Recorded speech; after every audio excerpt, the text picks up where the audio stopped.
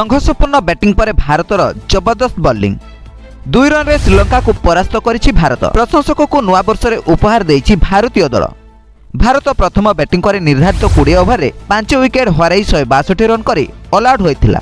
Debut match खेलुथबा युवा खेलाड़ी शिवम माभी सर्वाधिक 4 विकेट अख्तियार करिसंती। प्रथम बैटिंग आमंत्रण पई भारत पड़िया को ओह्लैथिला। आरंभରୁ भारत बैटिंग विपर्ययर सम्मुखीन होइथिला।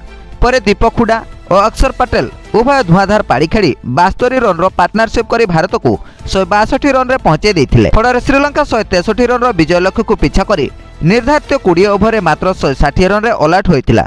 शिवम माभी 4 विकेट नैथिला बेले उमरान मलिक और हर्षल पटेल 2टी लेखा विकेट अख्तियार करथिले। ए सीरीज रो आगामी मैच तथा द्वितीय T20 जनवरी 5 तारिख रे पुणे रे खेला जिवो।